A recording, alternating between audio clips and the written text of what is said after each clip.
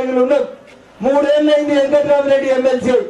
ఎవరైనా నిజాంపేట వాళ్ళకన్నా కష్టం ఉండొచ్చి ఒక గరీబ్ వాళ్ళు పెళ్లి చేసుకుంటే పుస్తమట్టలు ఇచ్చిండా? ఎవరైనా పేదోళ్ళు చచ్చిపోతే వెంకట్రామరెడ్డి వచ్చి పలకరించిండా?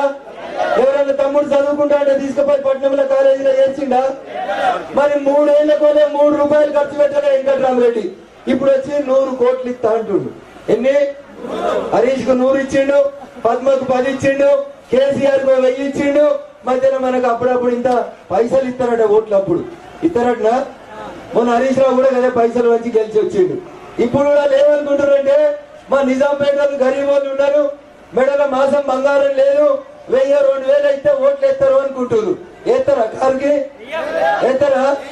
10 ఏళ్ళు చూసినవా లేదా? కాల్స్గా తిన్నారా లేరా? నీకు బంగ్లా ఉన్నది, పింఛను కట్టు. నీ కొడుకు కారోబారి, పింఛను కట్టు. నీకు పెంకుటిల్లు మంచిగా ఉన్నది, పింఛను కట్టు. నీ కొడుకు మోటార్ సైకిల్ మీద తిరుగుతుండు, పింఛను కట్టు అన్నాడా లేదా? మరి మనం వాళ్ళ కటింగ్ పెట్టినాం. కటింగ్ పెట్టిగా కేసీఆర్ బయలుదేరిండు. నేను చాలా మంచోళ్ళు ఉంటి, మళ్ళీ ఒక దాప చూడు. ఈ దాప చూస్తే కేసీఆర్కి ఏం రాదు. కారు కోటైతే కేసీఆర్ ముఖ్యమంత్రి కాడు, హరీష్ రావు ఏం మంత్రి కాడు. అందుకని దయచేసి కారు పని అయిపోయింది, యాక్సిడెంట్ అయింది, స్క్రాప్ అయింది, తుక్కు రేగిపోయింది కారుకి. ఇంకా కారు గెలిచేది లేదు, కారు షెడ్కి వెళ్ళి మళ్ళీ వచ్చేది లేదు.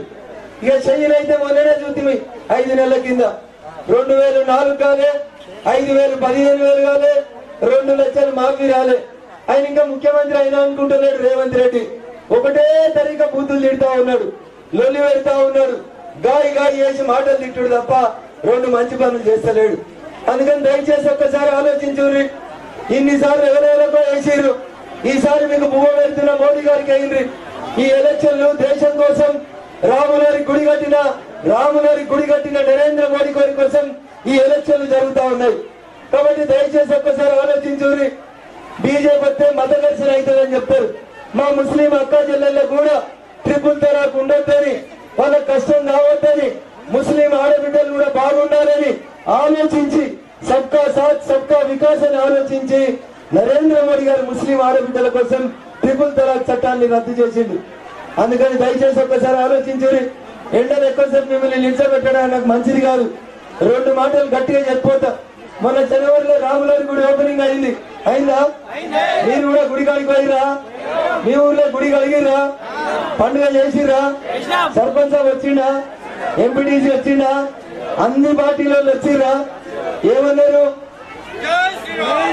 అందరు వచ్చి ఏమన్నారు? పోలేదు గుడికి, పూజ చేస్తలేరని మా అక్కయ్యలేదు. నిజాంపేట అంతా నక్సలైట్లు మోపాయిరా లేరు కదా? మా అక్కయ్యలు అంతా మంచిగా ఉన్నారు కదా? ఏమన్నా గుడి కాడికి పోయి సప్పుడు చేస్తలేరా? ఇడిచిపెట్టా నేను, సప్పుడు చేస్తేనే ఎండకెళ్ళి ఇడిచిపెడతా. ఒక్కసారి గట్టిగా చెప్పు. ఏమన్నారు?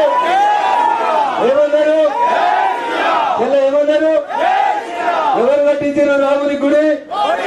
ఎవరు కట్టారు? ఎవరు కట్టించారు? మోడీ గారి గుర్తేంది? ఏం గుర్తు? మరి దాకా దేనికి వేయాలి? 500 ఏళ్లకోలే రామునికి గుడి కట్టకపోతే టెంట్ వేసి టెంట్ లో పెడితే ఈ దేశంలో ఉన్న అందరిని నొప్పించి రాముగారి గుడి కట్టించి, ఒక గుడి కడితే ఏమొచ్చింది? నలుగురి 5 కిలోల పువ్వ గుడి ఇచ్చినాం అయ్యలేదా? ముందుగా పువ్వకి ఇచ్చినాం, తర్వాత గుడికి ఇచ్చినాం, బడికి ఇచ్చినాం, చెట్టుకి ఇచ్చినాం, రోడ్డుకి ఇచ్చినాం, బాత్రూమ్ కి ఇచ్చినాం, ప్రతి దానికి ఇచ్చినాం. అందరూ సల్లంగా ఉండాలని కోరుకున్న పార్టీ పువ్వు గుర్తు. చెయ్యికెత్తే